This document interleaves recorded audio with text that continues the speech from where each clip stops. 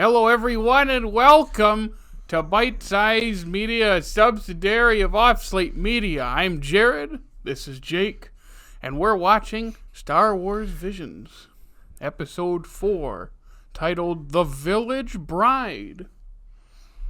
Oh, what do you think's going on there? Someone's getting married. So, as we said, we'd only seen the first 2 episodes of the series, so everything after that is new. So what episode is this? The 4th one. Oh. Yeah, last week was The Twins, which was the studio that did Promare, which I had said. I looked at this one. It's Cinema Citrus, or however you say that. It's cinema, but with a K, so I don't know if you still pronounce that right. I clicked on their name, and I didn't recognize any of the shows or movies they've animated. Hey, you're kind of a weeb, right? Kinda. I'll list off a couple if you've heard of them. Code Breaker. Yep. Yu Yu Shiki. No. Black Bullet. I think I've heard of it. Barakamon. Sounds familiar. Norn 9. No. Scorching Ping Pong Girls. No. Made in Abyss. No. Let's see. Just scrolling. My Happy Marriage. I think I have heard of that. Let's see. Card Fight. A bunch of different card fight with 2 exclamation point stuff. They've worked on Eureka 7, Pocket Full of Miracles movie. You know what I can't wait for? What? The Ranma 1/2 remake. Oh, yeah. That's coming. Yeah, you were talking about that. And is it animated? I don't know how it wouldn't be animated. I'm just saying they've turned stuff into live action all the time. Yeah, but think about the premise of that. I know. We should watch Ranma, the whole series, for Bite Size. Yeah. Yeah, but anyway, that was just looking up this Cinema Citrus, I believe is how you say it. I don't recognize anything. You recognize like 1 or 2. And, we'll see what The Village Bride entails. The Village Bride. Alrighty. Ready to do this? I suppose so. Let's take a bite.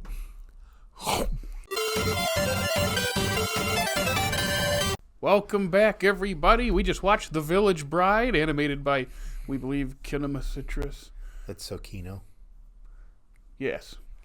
And as I said to Jake in the first minute of it, I'd take a whole series of this. Just like we've said multiple times already. 4th episode, and we've said, I'd watch a whole thing looking like this. Star Wars is stupid, and I love it. You know what, though? I kind of don't love this is making me realize that I kind of don't love it.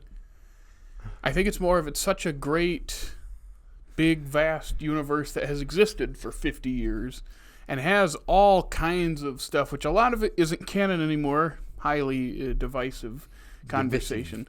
Divisive. Yep. Divisive. But it just proves that it can be cool, and it works better, as we probably said the last couple weeks.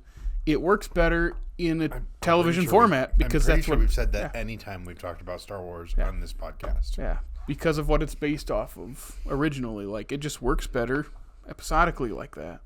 And watching this, the less time you have to sit there and face how actually stupid it is, the less time you think about how actively stupid it is. Yeah.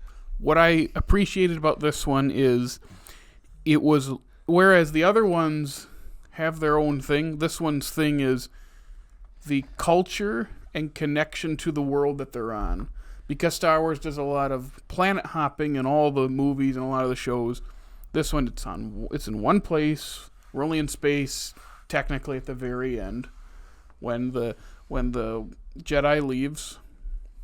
But everything else that's on this world, we're learning about their culture. It's based off of like certain Japanese culture stuff. I would imagine so. Yeah, and we really get a sense of the place and location and how their rituals work without it being super specific. We kind of get the gist. And they explain how some of it works. We get to see like a wedding celebration where a lot of the exposition is given, and it just feels like something tangible and interesting. We also get to see what we both thought was going to be a seppuku sort of thing, because they're both sitting there. They got the whole story, of course, is the village bride is going in in the leader's stead to these raiders that have commandeered separatist droids on this planet. So she's going instead of him to save the village, and she and her now husband have just gotten married and are going to be separated, and they're sitting in like their little abode that's kind of been like the ruins of something or something thing. And they got their honeymoon suite. Yeah, they've got their wedding garments like displayed in front of them, and they're on their knees. Like it looked like they're eating at first, and then he like pulls out this like blade type looking thing, and I look over at Jake and I go, "Are they gonna kill themselves?" Well, and then they say, "We're in this together." Yep, I go, "Oh, they're killing themselves, like they're committing seppuku. Like this is, oh, whoa." But they don't. I don't really understand what that was, I guess.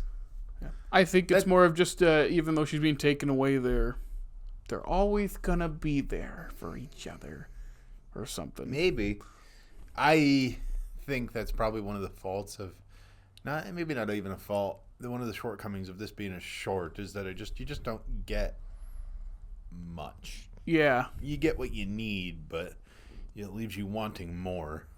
And again, if it's a series, this is like, if not the end of a season, like the end of an arc in the season. Like there's build up to it, and that's why it's like, man, I'd watch a whole show of this style. It reminds me of stuff I grew up with watching in that animation style, like Digimon. Like late 90s, early 2000s looking stuff. I think you pointed out the trees at the beginning. Mm-hmm. I pointed out how, like, when water is rushing, how it kind of has this, like, look to it. And, it has this watery look to it. Yeah, or at least what we grew up recognizing as water on screen. Yep. So that's what I got out of it, mostly in the animation. Is this looks a lot like the things I grew up with, and I recognize this as something I attach to and connect to and something I like. And then the story and action, there's not a lot of action, but that's just the cherry on top. And I liked it. I like how it was quick. Because the others, like two of the others are very action-focused, and this one was more... world-focused. Yeah, it's more world-building.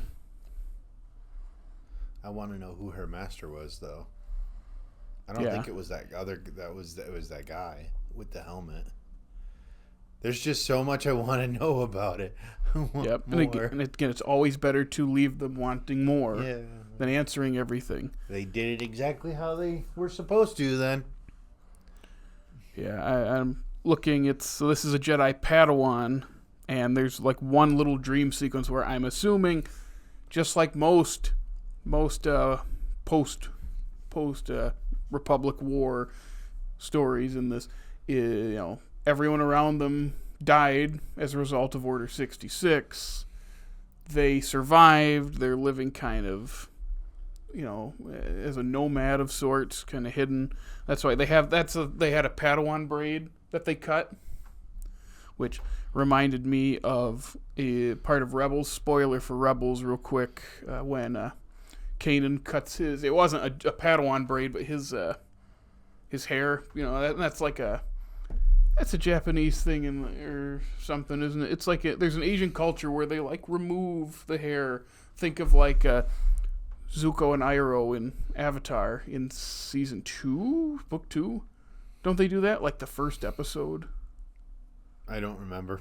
I think it's like whenever they both cut their hair. I thought that was more just to not be recognized. I think it's part of it. And to separate themselves from the nation. I think it's a very symbolic thing. So like that, and of course in this, it's literally just, that's the Padawan braid, which I always think of. Obi-Wan and Phantom Menace had his, and the severing of it is like you become a master or a Jedi Knight, not a master, a Jedi Knight. So if I had a blade like that girl had, I'd be a master. Yeah, the yellow blade, and it's like an actual look like a thin blade. How come animated lightsabers just are so much more cool than? I don't know. Actual lightsabers. We're gonna say it eventually. Animation is the ultimate medium. You can do anything.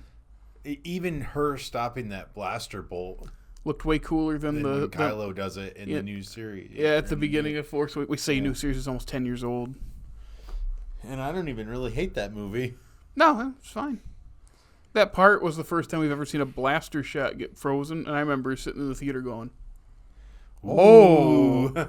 But then seeing this, like the way it's animated and the angle of the shot, and it's like that. Yeah, that looks better. There's a scene where the husband and bride, the groom and bride are, he walks her to that big rock to connect with nature, and this like blue light just kind of is let out by that. They're kind of showing their connection, and I turned to Jake and went, "Yeah, this would look not good in live action." This I believe little part. You meant to say stupid. Yeah, it'd look kind of stupid or silly, but like in live action, you'd probably do it where when they touch it, they use sound to portray that, and that's fine. Some people that doesn't do anything for. So in this case, it is a visual thing and an audio thing, and it works really well. It's just there's stuff you can do in animation that doesn't look as silly, and that's when animation takes advantage of the medium like it should. You do things that you can't do in live action, as well as in this case telling a good story. Yeah, and yeah, I really like these so far. Each one is different and does different things. We have 14 more of these. Woo. So we'll see how it keeps up. Yeah, how diverse it is in what it does. So far, it's not been super diverse. I mean, it kind of has, but it also kind of has.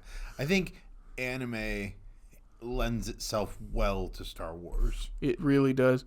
That for like the first two's animation is very different from these last two. All four have been different, but not basically different. If that makes sense. Like, yeah, well, that first one's like the sketch hand drawn. Basically the same.